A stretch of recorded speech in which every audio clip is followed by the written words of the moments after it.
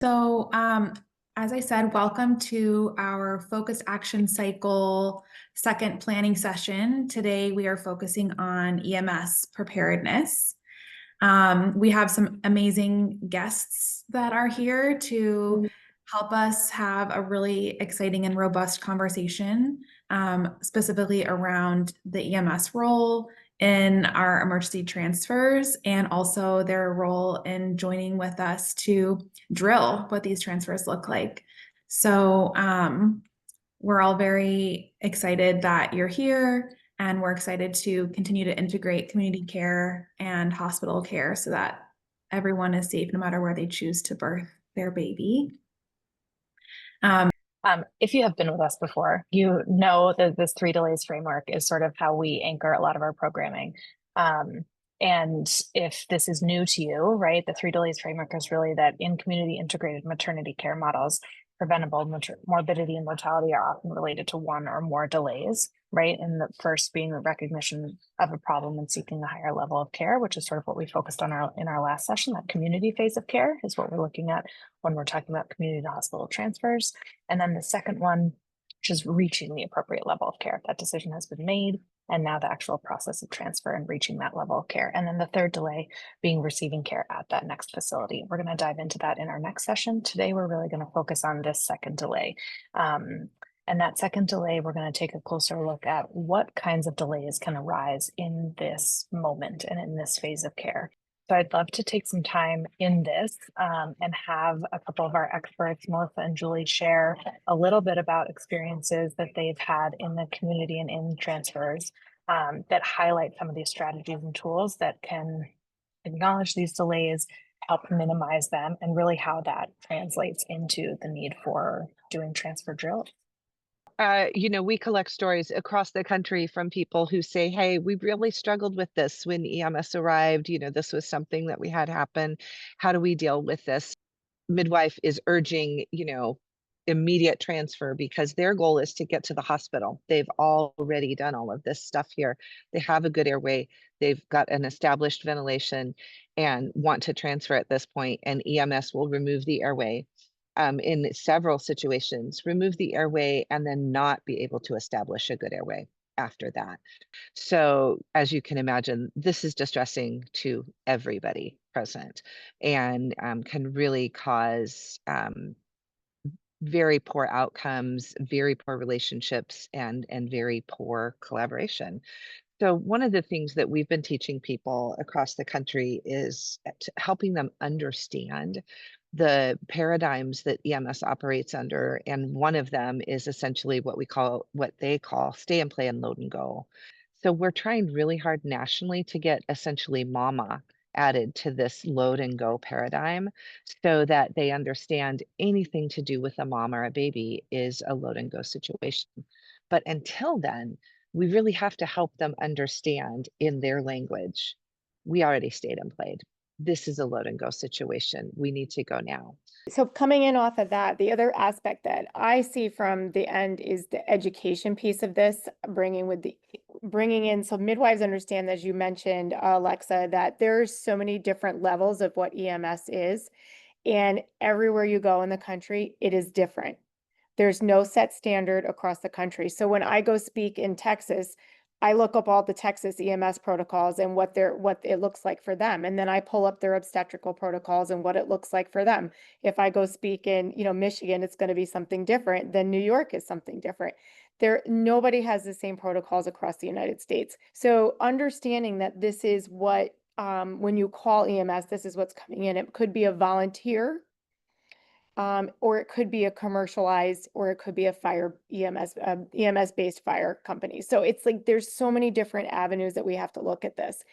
And when I want to start talking about this and talking with midwives and then talking with EMS and fire is, how can we meet this together? Like, let's do this together and talk, because what's best for mom and baby, and then what's best for you as a provider. So some of the experiences that I've had as a midwife is that in different experiences I've had, we've had car bursts on the side of the road as an EMT, right? And then, as a midwife, I've had to call EMS into a birth center. And when we had did all the things following the algorithms that we're supposed to for neonatal resuscitation, as the midwife, they're walking in and I'm keeping my baby alive on CPAP with the T-piece, right? I know their protocols in the state of Indiana are not that, but this is what's keeping my baby alive.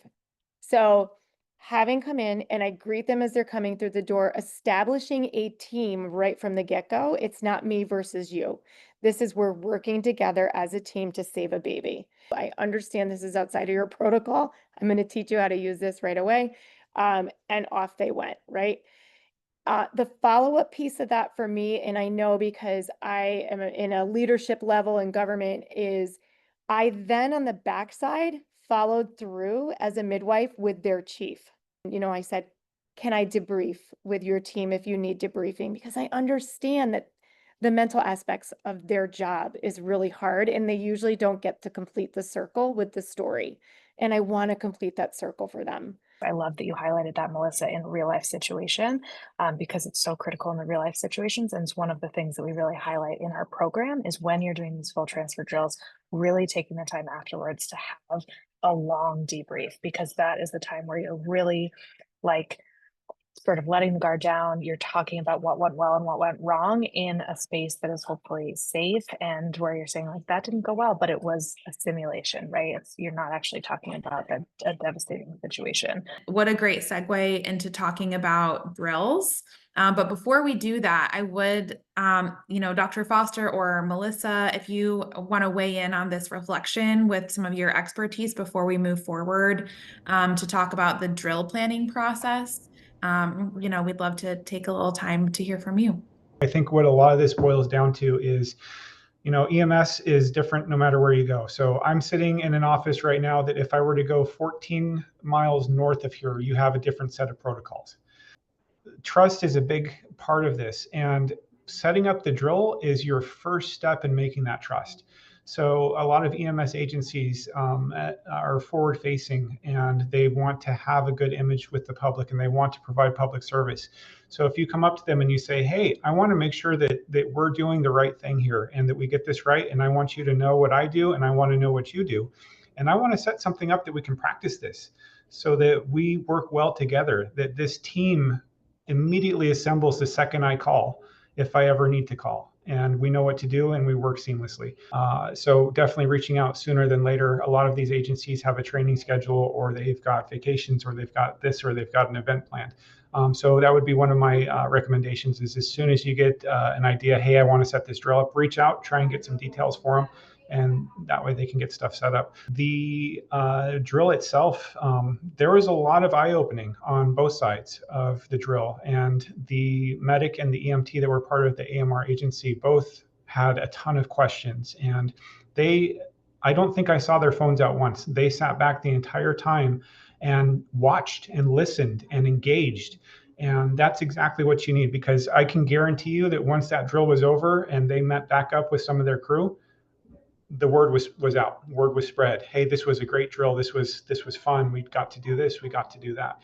If they have extra staff, you might not need them for the drill, but you can let their supervisor know.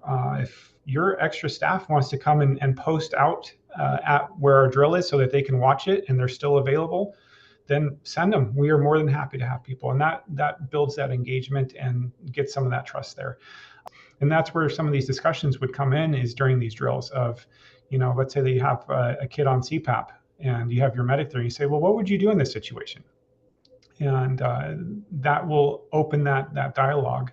And whatever response you get, if it's a response that seems to be like it could potentially be detrimental to the patient, then the next question is, how do we change your protocol? A call that you've run 100 times, there's a little bit of fear on the back of your neck, because anything can go wrong. And if it's a call that's a very high risk, low frequency, such as something like this, that fear is going to be there, and you're going to have a medic do one of a few things. Majority of them are going to default to their protocols, and they're going to get tunnel vision. They're not going to listen. So trying to diffuse that by pulling them into the team and acknowledging that things have been done, this is where we are and this is where we need to go, is going to be very helpful.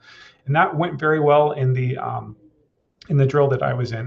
The paramedic was very receptive. The midwife was very open and communicative.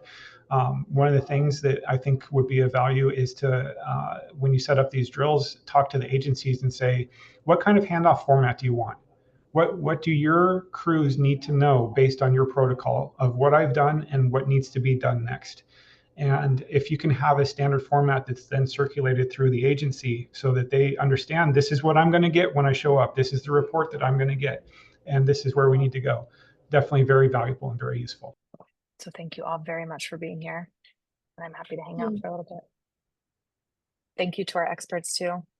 Yes, Really, really thank powerful you. information. Thank you all for joining us. That was awesome. Thanks, everyone.